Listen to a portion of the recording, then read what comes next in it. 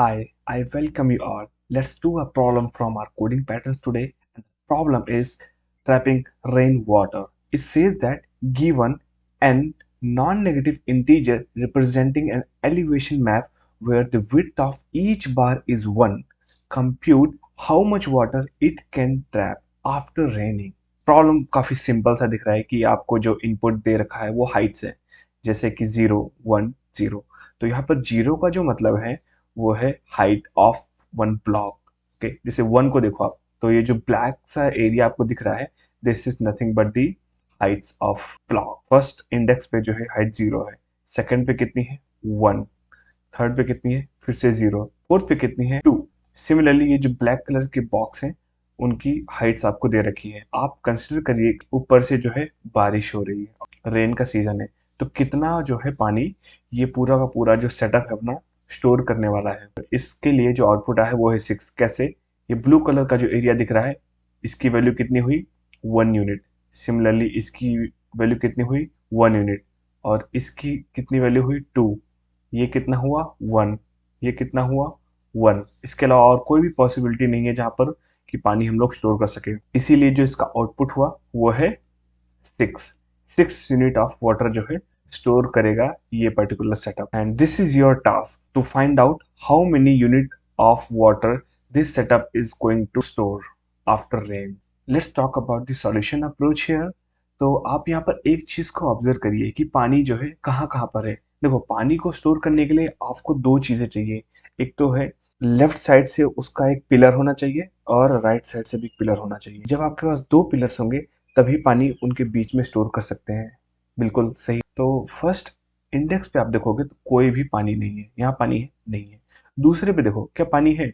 बिल्कुल नहीं, यहाँ पर भी कोई पानी नहीं है क्योंकि इसका लेफ्ट साइड से कोई पिलर नहीं। बट राइट साइड से है, देखो राइट साइड से जो है इसके पास जो है पिलर्स है, बट लेफ्ट साइड से कुछ है नहीं। थर्ड केस में इसके बारे में हम लोग डिस्कस करते हैं। अगर इसके राइट साइड देखोगे तो हमारे पास एक पिलर है, देखो ये पिलर है ना, ये पिलर है, और इसकी जो हाइट कितनी है, इसको आप ऐसे मैप करोगे तो आपको हाइट दिख जाएगी 2 है। क्या इसके लेफ्ट साइड से भी कोई पिलर है? बिल्कुल, ये ब्लैक कलर का जो पिलर आपको साफ साफ दिख रहा है, इसकी हाइट कितनी है 1। तो दोनों पिलर में से मिनिमम क्या है 1। तो जो मिनिमम होगा वहां तक हम लोग पानी जो है स्टोर कर सकते हैं इस सेकंड वाले इंडेक्स पर, है ना। तो इसीलिए यहाँ पर जो है वाटर कितना है, उसकी हाइट कितनी है 1। नेक्स्ट पे आते हैं, इसके लिए क्या कोई राइट वाला पिलर है जो इससे बड़ा? बिल्कुल है, देखो ये पिलर दिख रहा है ना आपको, इसकी हाइट कितनी है 3। लेफ्ट साइड कुछ है क्या जो इससे बड़ा हो? क्योंकि पानी तभी स्टोर होगा यहाँ पर ना, कुछ भी नहीं है, इसलिए पानी यहाँ पर भी नहीं है। इस केस की बात करते हैं हम लोग। इस केस का राइट साइड कुछ है? बिल्कुल है, देखो ये 3 वाला 3 हाइट का जो पिलर है, क्या लेफ्ट साइड से कुछ सपोर्ट मिल रहा है इसको? बिल्कुल मिल रहा है। इसके साइड से ये जो है, ये वाला ये सपोर्ट दे रहा है, और इसके लिए राइट साइड से ये सपोर्ट दे रहा है। तो दोनों में से मिनिमम क्या है 2। तो यहाँ पर जो है 2 हाइट का पानी स्टोर होना चाहिए, राइट, बट 2 नहीं, क्योंकि यहाँ पर एक ब्लॉक की हाइट खुद भी है। इसलिए जो वाटर स्टोर कर रहा है वो सिर्फ और सिर्फ ये वाला 1 यूनिट ऑफ स्टोर कर रहा है। तो अगर आप एक चीज सिंप्लीफाई करोगे तो हमें क्या पता लग रहा है कि हमें दो साइड से ब्लॉक को ढूंढना है फर्स्ट। लेकिन दोस्त, अगर देखो इसी केस की बात करता हूँ, ठीक है, इसके साइड तो बहुत सारे ब्लॉक्स है राइट साइड में, एक ये है, एक ये है। लेट सपोज एक और कहीं ब्लॉक होता, ये जस्ट अजम्पशन है मेरी, एक और ब्लॉक होता, एक ये भी ब्लॉक है, तो राइट साइड में तो बहुत सारे ब्लॉक है। तो कौन सा जो है हम लोग कंसीडर करेंगे? हम लोग क्या करेंगे, राइट साइड से जो भी मैक्सिमम हाइट का ब्लॉक होगा वो जाकर हम लोग इस करंट वाले के लिए कंसीडर करेंगे। सिमिलरली लेफ्ट साइड से जो भी मैक्सिमम ब्लॉक आ रहा होगा वो वाले ब्लॉक को हम लोग कंसीडर करेंगे, और दोनों में से जो मिनिमम होगा वो जाकर इस वाले पर्टिकुलर करंट ब्लॉक की हाइट बनेगी, और उसमें से हम लोग सब्ट्रैक्ट क्या करेंगे, सेल्फ ब्लॉक की हाइट।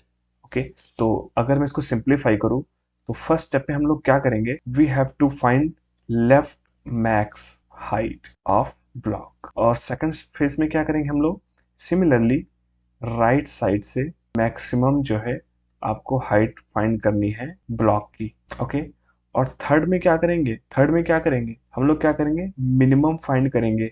जो जो लेफ्ट साइड का जो हाइट ऑफ ब्लॉक था मैक्सिमम, राइट साइड से जो मैक्सिमम ऑफ ब्लॉक आया उनमें से मिनिमम लेंगे और माइनस क्या करेंगे, हाइट ऑफ करंट ब्लॉक। तो ये कुछ एक सूडो कोड होने वाला है हमारा।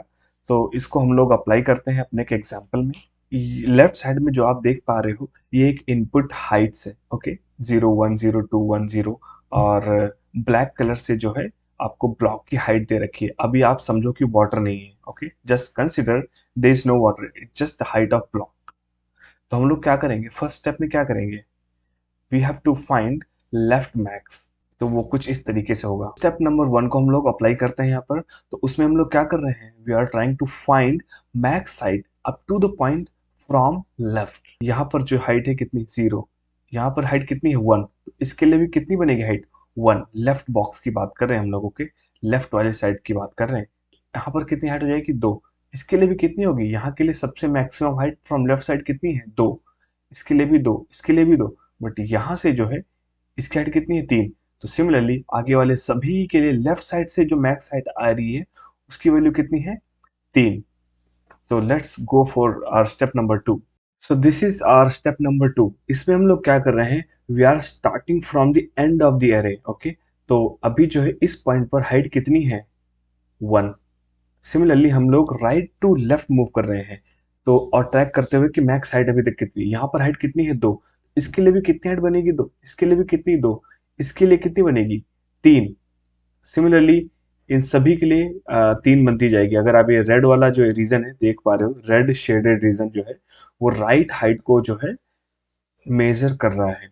और सिमिलरली स्टेप नंबर 1 में जो ग्रीन कलर का जो शेड देख रहे हो आप, वो लेफ्ट हाइट को जो है मेजर कर रहा है। So now we'll go ahead with the step number 3. In step number 3, what we are doing? We are choosing the minimum heights. Okay?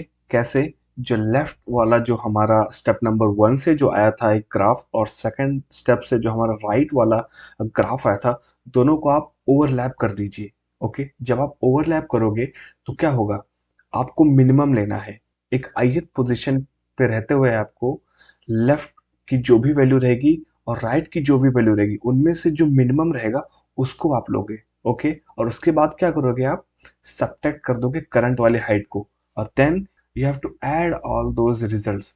तो आप देखोगे जो शेडेड रीजन है यहाँ पर, ये रीजन की बात कर रहा हूँ मैं, ये जो है वाटर का रीजन बन जाएगा।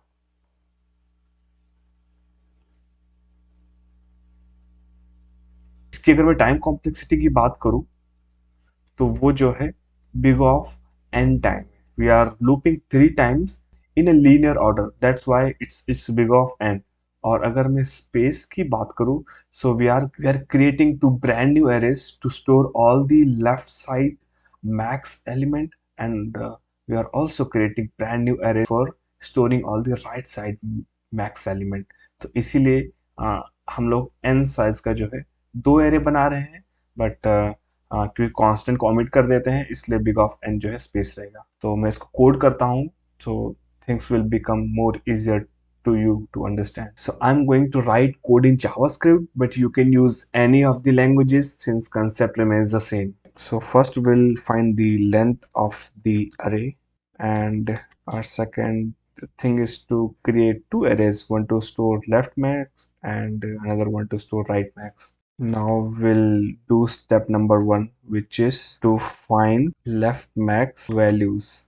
So what we'll do, we'll start with the 0th index, then loop will start from index 1 till end of the array, and we'll update the lmax as if the height of current item is greater than the our previous lmax value, then current max is going to be the height. Otherwise, the current left max is going to be the previous left max, which is I minus 1. Okay, and we'll do step number 2 now to find out right max values. For that, we'll start from the end of the array. So we'll give default value to our max n minus 1 as height of n minus 1, and we'll start our loop from n minus 2th position till it is greater than equal to 0, and we'll decrease our array. So the logic to update our r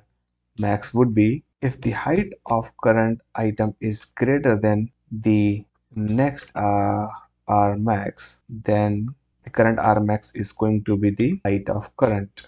Okay, Otherwise, the R max of current is going to be the basically previous or next R max. Okay, because since we are coming from right side, that's why it's going to be the next R max of I plus 1. Now we'll start with the step number 3, which is sum of all the min of left comma R minus height of I. Okay, for that we need to create a sum variable which is going to store a result which is sum equal to 0. We'll start looping throughout all the heights at I equal to 0. And the logic to update our sum would be we have to take minimum of L max and R max and then subtract it with the height at ith position, and at the end we'll return our sum. Okay, let's try to run this. It's accepted. Let me try to submit it. Oh yes, it got accepted. So if you like my solution approach and coding way, then don't forget to like and subscribe my channel, and please also check out my website codingpatterns.com. Thank you for watching this video.